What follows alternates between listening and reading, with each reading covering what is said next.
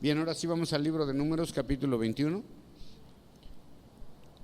En el capítulo 20, ¿se acuerdan qué hablamos o no? ¿Qué hablamos? ¿De qué?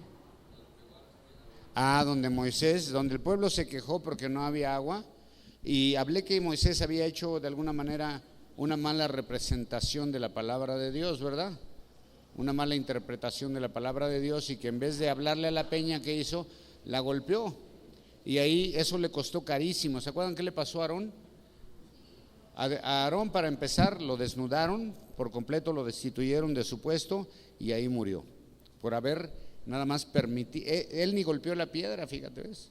Pero más adelante Moisés no va a entrar tampoco a la tierra prometida por esa pequeña desobediencia. Había una queja del pueblo que querían agua. Dios no tenía ningún problema con darles agua. El problema realmente lo causaron ahí Moisés y Aarón, que hicieron a su estilo las cosas. Y bueno, vemos que el pueblo estaba quejándose. ¿Y qué crees? Este capítulo viene más o menos por el mismo rollo. Sigue hablando de las quejas del pueblo. Y la pregunta es: ¿alguna vez se ha sentido desanimado usted o no? ¿Sí? En su trabajo, en la familia, en el ministerio, en la iglesia, con una relación, no sé, a tantas cosas en que uno se puede sentir desanimado. En cuanto a cualquier tipo de empresa o visión, a veces simplemente una meta que queremos alcanzar, de repente nos desanimamos y decimos, pues ya no juego, ¿verdad? ¿Sí o no? ¿Le ha pasado a usted o no? ¿O nomás a mí? Porque a mí sí me ha pasado. Ok, ¿se ha quejado de alguna situación, de las circunstancias de vida, de las situaciones de la vida diaria? ¿Ha pensado en renunciar a su meta? ¿Sí o no? Sí, eso, puro perdedor aquí, chido. Sí, yo también, ¿verdad? Nos desanimamos, el desánimo llega. ¿Se ha hecho pesado el camino? Sí. ¿Se queja continuamente? Sí. Yo soy el campeón, dicen que yo soy el campeón de las quejas, que me quejo mucho. Ay, que todo te quejas, nada te gusta, sí. ¿Cómo reaccionamos ante una situación adversa mientras caminamos a la meta final? Hay dos formas que podemos reaccionar en una situación adversa. La primera manera de reaccionar es en una manera muy positiva, muy cordial, y decir: Dios está en control, no pasa nada, tranquilo, y seguir adelante, ¿no? Y la otra es quejándose, desanimándose, con ganas de abandonar el objetivo final, tirándose al suelo, ahí hacer un berrinche y esas cosas, ¿no?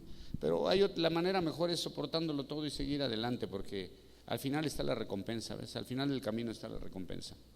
Vamos al libro de Números, y voy a leer los primeros 4 versículos, que Números 21, 24. ¿Por qué te fuiste tan lejos?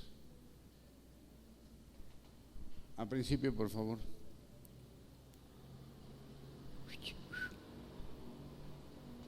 ¿No lo encuentras?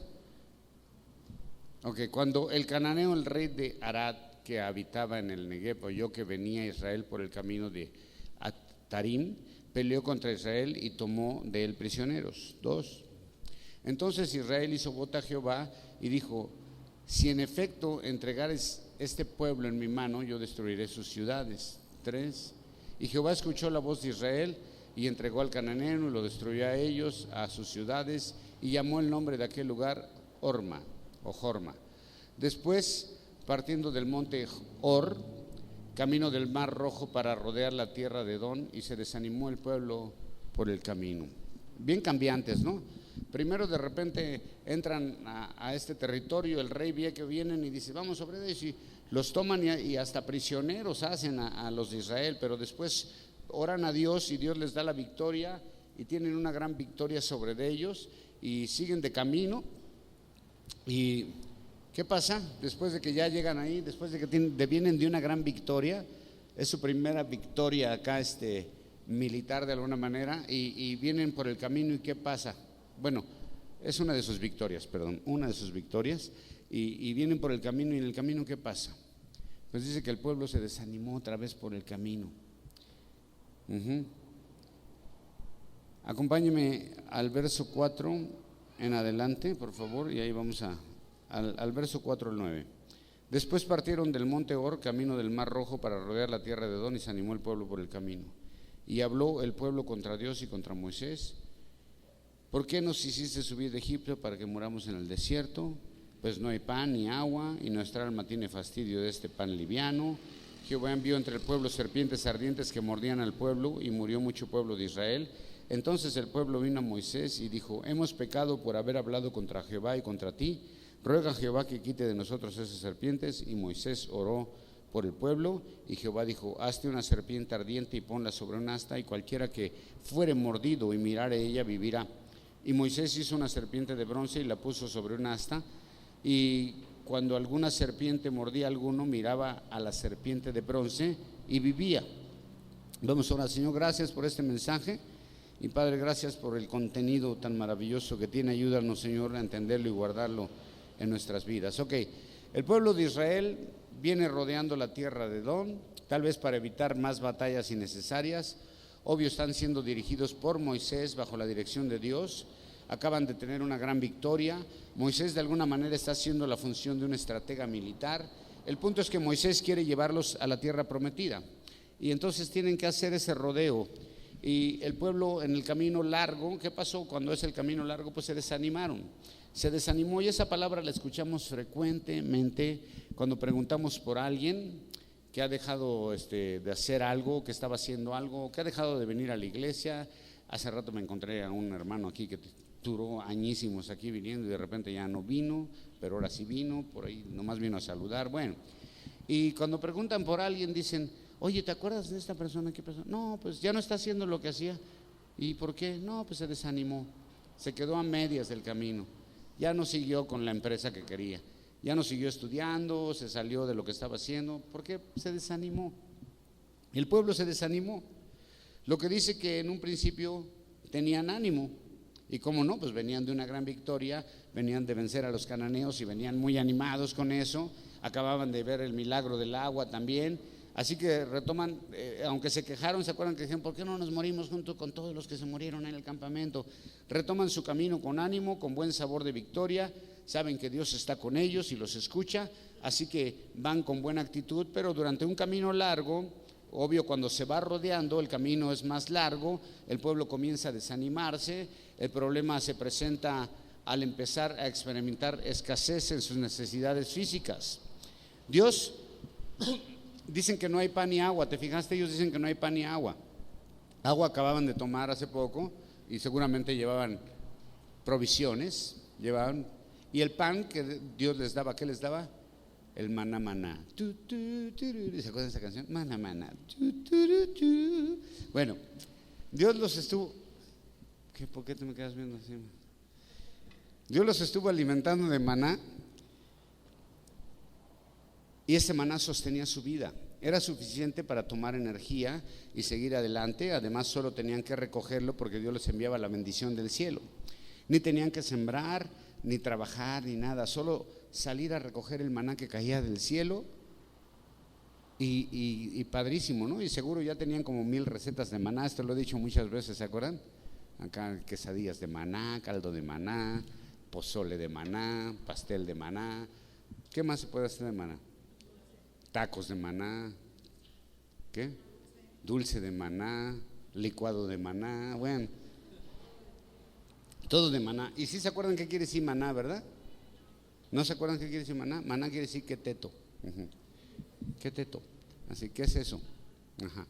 Eso quiere decir maná. El grupo Maná, yo creo que ni ellos saben cómo se llaman, ¿no? Así, el grupo, ¿qué es eso? Y sí, ¿qué es eso? Bueno, a mí me gusta el jazz, ni modo. Bueno, me gusta de todo, de repente es una salsuca.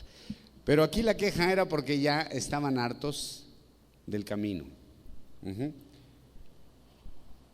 Cansados del camino, cansados de la comida, cansados de que había poco agua. Pero lo más triste de todo es que se habían cansado, ¿sabes de qué?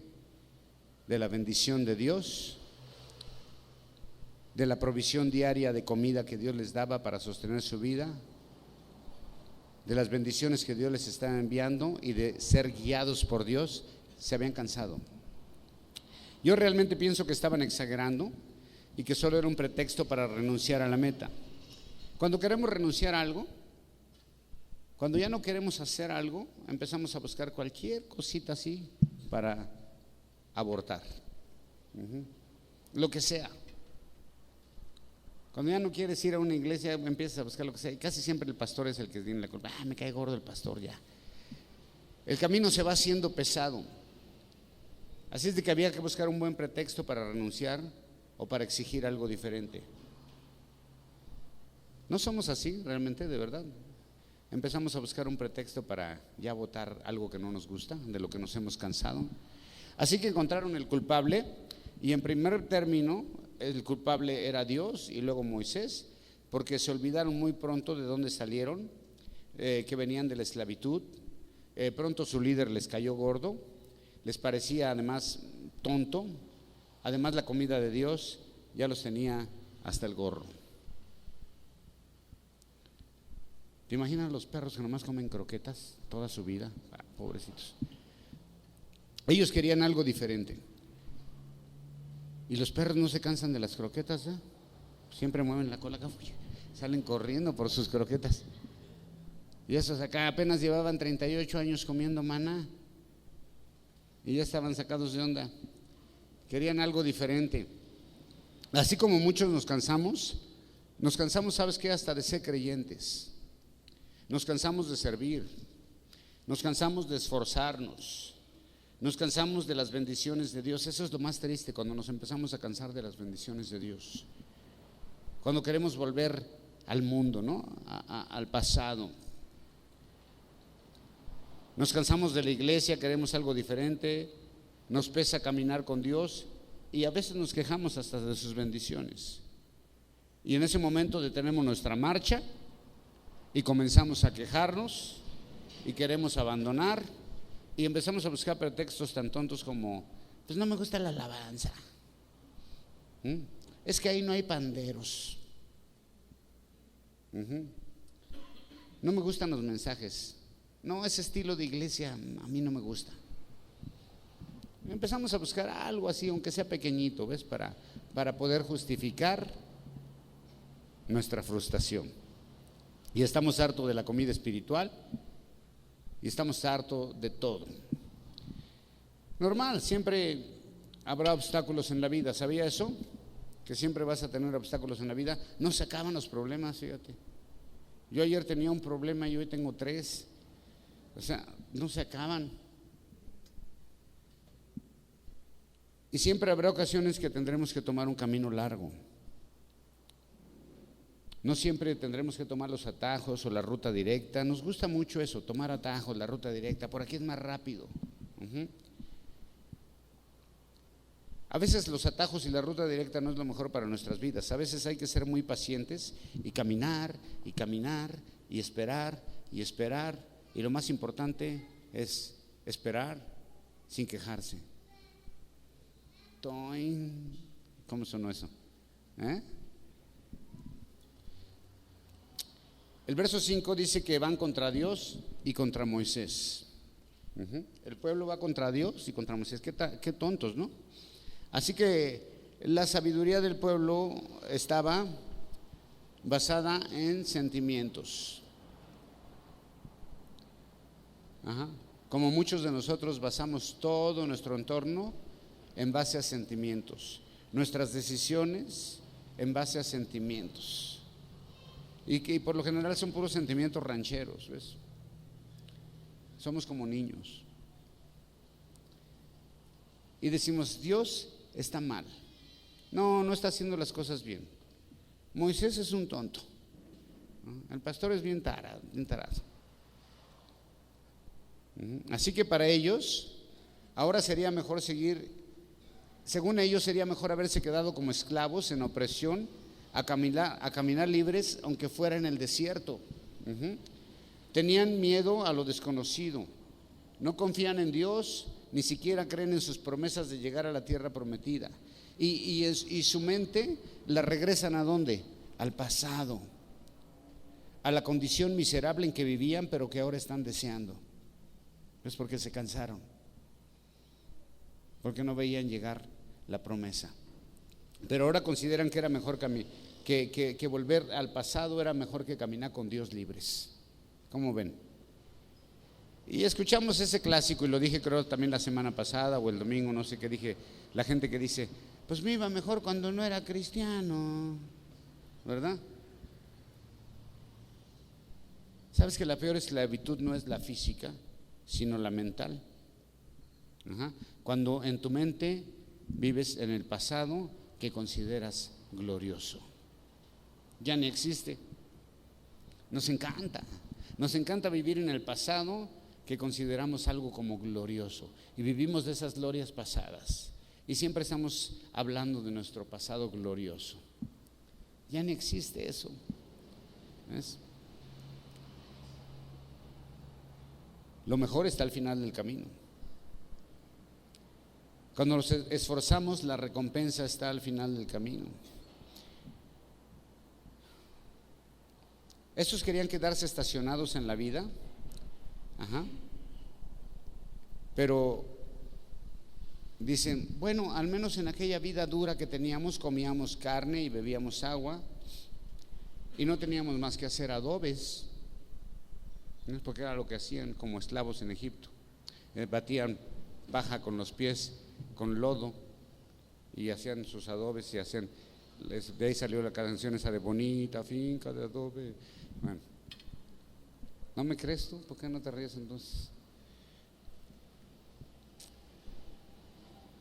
No había mucha diferencia, ¿no? Para ellos morir en el desierto o morir en Egipto como esclavos, dice, pues ¿qué? ¿Cuál es la diferencia? No pasa nada. Realmente solo estaban pensando en el momento de crisis que estaban pasando. Y eso era, ¿sabes de qué se derivan esos momentos de crisis y de queja y de desánimo?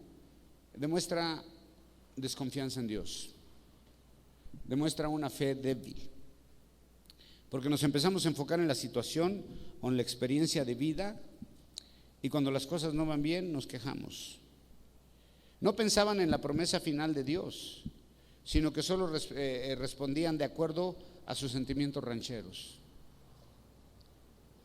Como nos gusta mucho enfocarnos en el pasado por seguridad, porque tenemos miedo al futuro, y de alguna manera estamos desconfiando de Dios y sus promesas, y preferimos quedarnos estacionados ahí en el pasado porque es más cómodo que hacer un largo camino para ver la promesa de Dios. El pueblo está fastidiado, y aquí hay preguntas obligadas para todos nosotros. ¿Cómo estás ahorita en tu relación con Dios? ¿En tu relación con la iglesia? ¿En tu vida como creyente? ¿En tu servicio en la iglesia? ¿En tu relación con los demás? ¿Estás fastidiado? ¿O estás a todo dar? ¿O vas de queja en queja? ¿Cómo está tu relación con el liderazgo, con la iglesia, con tu pareja, con tu familia, con tu trabajo? ¿Qué es lo que ya te fastidió, hermano? ¿Qué es lo que ya te fastidió? Hay muchas cosas que nos fastidian, y muchas son válidas, ¿ves? Pero muchas no, y más cuando se trata de Dios. Así es de que Dios hace algo muy exclusivo esta vez, y después de que oye todas las quejas del pueblo, dice, sí, con que quejitas a mí, dice, les van unas serpientes venenosas. ¡Pum! ¡Sas! No, y ahí aparece Doña Chona y 2, 3 más, no, otro tipo, no, se crean otras serpientes. Eran, obviamente en el desierto, serpientes del desierto, y cuando dices serpientes, ¿cómo dice la palabra en el 6, por favor? Y Jehová, serpientes ardientes. ¿Sabes qué quiere decir ardiente? Serpiente ardiente es una serpiente muy venenosa, a veces serpiente del desierto, pero que tiene mucho veneno, o sea que su mordedura es mortal. Entonces la respuesta de Dios a las quejas de ellos, obvio, imagínate, no fue, el pueblo quejándose, entonces Dios le dice, perdón, díganme qué quieren, perdón, no. Ni Dios les dijo, oiga, no, lo único que yo quiero es que estén contentos. Sí, quéjense, a ver, ¿qué les hace falta? ¿Maná ya no quieren? ¿Les envío cornflakes o qué? Quiero que estén contentos. y cumplí todos sus antojos, porque yo hago lo que ustedes me digan, dijo Dios. ¿Sí? No, dijo Dios, ¿saben qué? Dice, ok, ¿quieren quejarse y llorar? Ahí les va para que se quejen con causa y no anden delicaditos. ¿Sí? Como cuando los niños lloran por nada y le dices, ahorita sí te voy a dar para que llores por algo, ¿no? Y sopas. Y de la nada aparece una plaga de serpientes muy venenosas, más que ellos. Así que los quejosos ahora se exponen a que les muerda una culebra. Y cuando ya empiezan a morder las culebras a los quejosos, ¿qué crees que pasa? Se empieza a morir la gente. No es porque no hay hospitales, no hay antídoto, no hay nada de eso. Entonces te muerden la culebra y ya, cuidado con la culebra que muerde los pies. Si te muerde, nada, ya. Oye, José, no, ya, cálmese. ¿Tú por qué me recuerdas todas esas canciones? El pueblo vino a Moisés, pero ahora vienen ya bien sacados de onda y vienen arrepentidos y a pedir perdón y con su cara de sope. ¿Te los imaginas así con su cara de sope? Y una vez que reconocen su falta, le dicen a Moisés sin querer, pues fue sin querer queriendo, ¿verdad? Y le dicen, oye, ¿le puedes pedir a Dios que quite las serpientes? Dice Moisés, sí, bueno, voy a orar. Ajá. Y ya se va Moisés y ora, y cuando ora, ¿qué crees? Dios no quita las serpientes. ¿Por qué? ¿Que no lo declaró? ¿O por qué? Porque Dios dice, ok, está bien, pero esa clase de arrepentimiento no funciona. La oración también está bien, qué chido, o sea, ya se arrepintieron, ya oraron, chido, pero falta algo. Y aquí es donde entran ustedes. No solo es de palabra, hay que hacer algo más, y es acción. Y es acción que involucra fe y la obediencia. Y Dios no dijo, bueno, ya oraron, ni modo, confesaron su falta, hay que quitar las serpientes. No, ahí las dejó. Dijo, ya escuché la oración, ya vi que ya vinieron con arrepentimiento, pero ahora es que van a tener que hacer algo. El punto es que tuvieron que morir muchos antes de eso. Y se parece mucho a nosotros. Solo oramos cuando estamos en apuros para pedir que Dios nos saque de un problema, en que obviamente nosotros mismos nos metimos, ¿verdad? ¿Sí o no? Porque Dios no te metió en problemas, nos metimos nosotros mismos. Y es cuando, pastor, ore por mí. Pero cuando está todo bien o más o menos, ni nos acordamos que hay Dios o que voy a una iglesia en la cual debería estar sirviendo y que soy cristiano. Esos saben que lo único que pueden librarlos de esto es Dios, pero primero se estaban quejando de Él. Ahora sí ya vienen a hacer. Y aquí hay una cosa extrañísima. En el verso 8 le dice Dios a Moisés, hazte una serpiente de bronce y ponla en un asta, así. Qué cosa más extraña, ¿no? La serpiente, cuando pensamos en una serpiente en la Biblia, ¿qué representa? Pues a Satanás, el diablo, lo malo, ¿no? Y dices, caray, ¿por qué, no? Y me parece extrañísimo lo que pide Dios, pero ¿por qué no solo quitó la plaga de serpientes y ya? ¿Por qué no lo hizo? Pero da instrucciones que debían obedecerse en forma total. Dios pide que se fabrique una serpiente de bronce, que iba a ser un objeto visible que tendría que motivar la fe y la obediencia del pueblo. Dice Juan capítulo 3, 14 y 15, antes del famoso versículo de Juan 3:16, que es el Evangelio, y estos, el 3:16 a que se lo saben de memoria, díganmelo, porque de tal manera amó Dios, pero el 14, lo están leyendo, a ver quién se lo sabe de memoria. Es que ya, ese es el contexto, ¿ves? El contexto viene desde atrás. Todos se saben porque de tal manera, pero ¿qué dice atrás? Ok, dice, y como Moisés levantó la serpiente en el desierto, así es necesario que el Hijo del Hombre sea levantado, para que todo aquel que en él cree no se pierda, mas tenga vida eterna. Luego, ¿qué? Porque de tal manera, ¿Qué significaba todo esto? Era un símbolo de Jesucristo, ¿ves? Era un símbolo de Jesús y la salvación. ¿Ok? El famoso versículo del Evangelio lo preceden estos versículos donde recuerda aquella vez que Moisés levantó una serpiente en un asta, fue levantado como Jesús fue levantado en una cruz. ¿Para qué? Para que todo el que mirara ahí, ¿qué pasaba? No moría, vivía. ¿Y qué pasa ahora cuando miramos a la cruz de Cristo con una mirada de fe? Tenemos salvación, vida eterna. Lo único que puede salvarnos de la muerte eterna es una mirada de fe a la cruz de Cristo. ¿Qué pasaba en el 8 cuando llegaban? Dice, cualquiera que viva a ver a la serpiente vivía. Así sucede el milagro, una mirada de fe.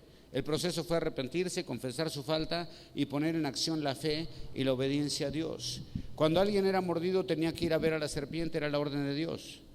Hoy volteamos a ver a Cristo para tener vida eterna, levantado en la cruz, ¿okay? Resucitado.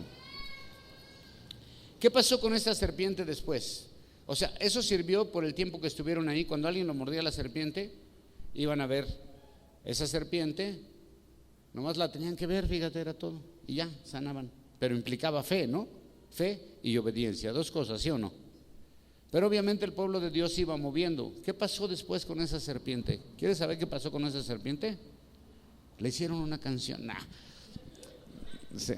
Segunda de Reyes 18, 4 y 5.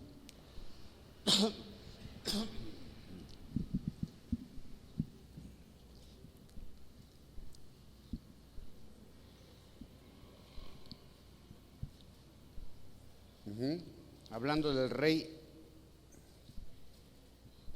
Ezequías, dice, él quitó los lugares altos y quebró las imágenes y cortó los símbolos de acera e hizo pedazos la serpiente de bronce que había hecho Moisés, porque hasta entonces le quemaban incienso los hijos de Israel, y la llamó Neustán. El Jehová Dios de Israel puso esperanza, ni después ni antes de él hubo otro como entre todos los reyes de Judá. ¿Ves qué pasó? La serpiente, el pueblo de Dios no la dejó ahí en el desierto, se la llevaron y entraron a la tierra prometida con ella.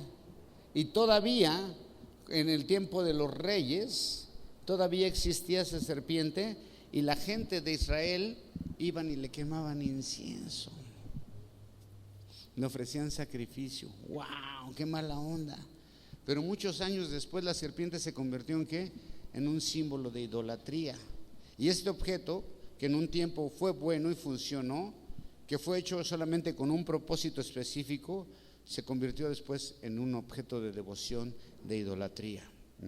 Por eso fue destruido por Ezequías, quien entendió que la fe no necesita objetos para funcionar. Chirrín con chin, ¿eh? La fe no necesita de objetos para funcionar. Lo que fue una bendición para una generación ahora se convirtió en un objeto de idolatría para otra generación. Esa serpiente fue usada en su tiempo como un objeto de sanidad que motivó la fe del pueblo y fue buena en su momento, pero después se convirtió en un ídolo debido al abuso religioso. ¿Ok? Una vez que se acabaron las serpientes debió haber sido destruida. Pero esto nos lleva a entender mucho las tendencias humanas de guardar las reliquias religiosas supuestamente que en un tiempo fueron milagrosas, ¿no? ¿Sí se acuerdan cuando que van a venir a Aguascalientes los restos de Santa Teresita de no sé qué rollo y que la milagro, y ahí va toda la gente y todos quieren ahí tocar las astillas que te venden allá en Jerusalén? Yo no he ido, pero dicen que cuando vas a Jerusalén te venden astillas de la cruz de Cristo, ¿ves? O sea, 2016 años después ha de haber sido una cruz para que todavía te sigan vendiendo astillas, ¿no?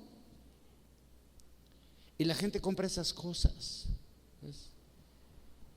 El aceite, por ejemplo, hermanos, el aceite funcionó y fue dada esa orden en la iglesia primitiva, y durante el evangelismo de vayan y unjan a los enfermos con aceite. ¿Hoy ungimos enfermos con aceite? ¿No? ¿Por qué?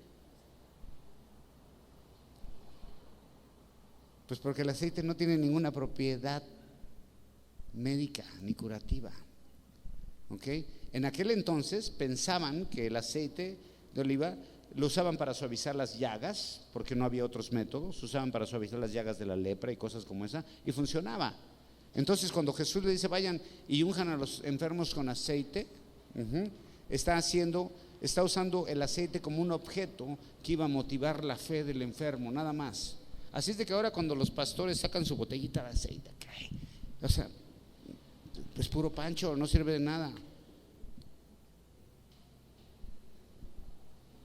Usted puede ir a orar por los enfermos sin aceite. Si Dios lo quiere sanar, lo va a sanar. De modo que Dios dijo, no, pues no le puso aceite.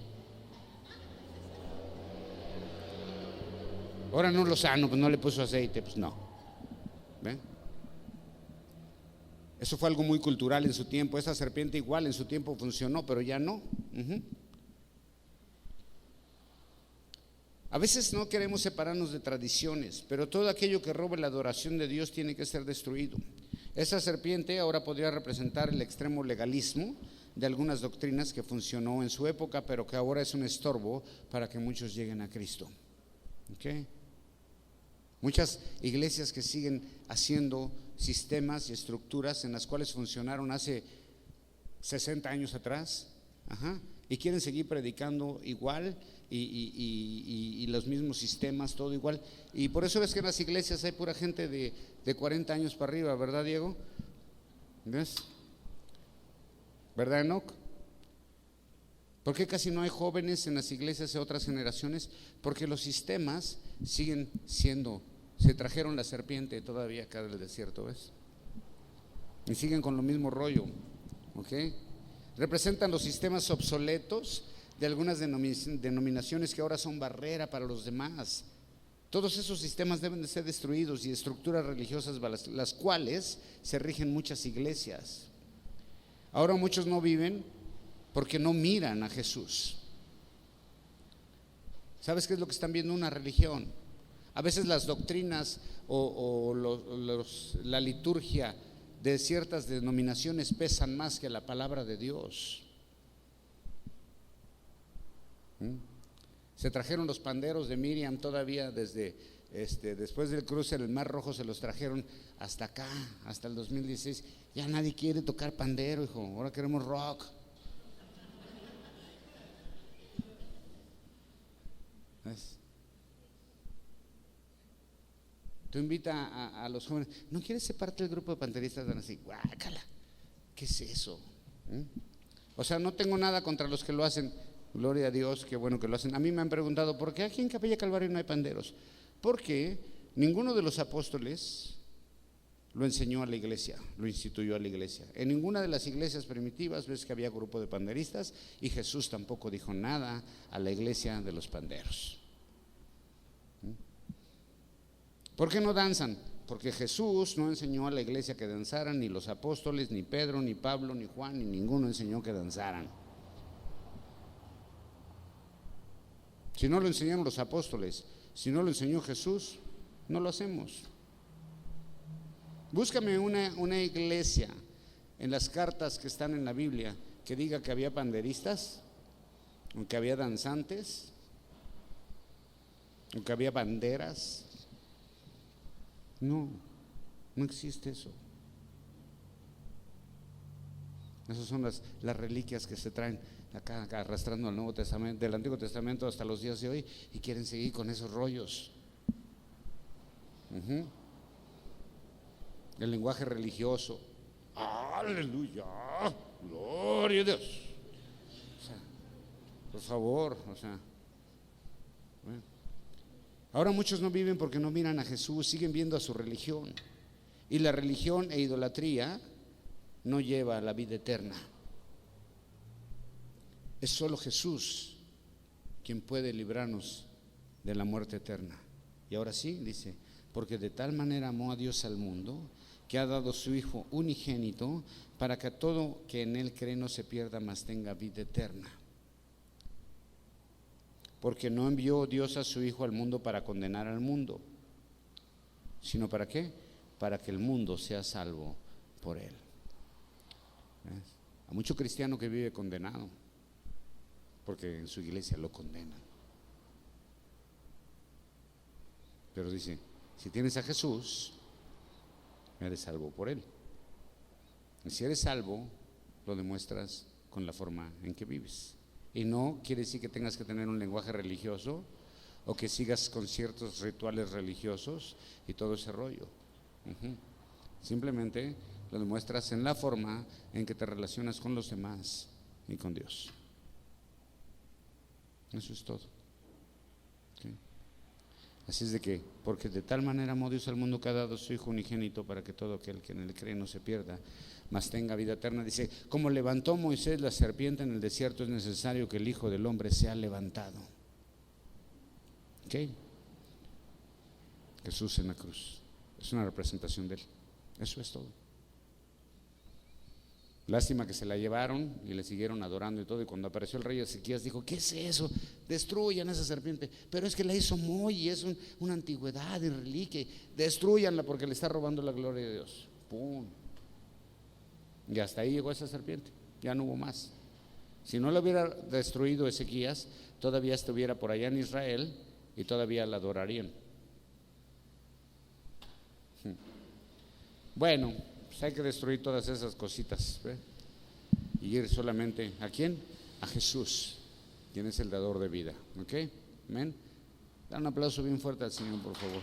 Dios los bendiga a todos.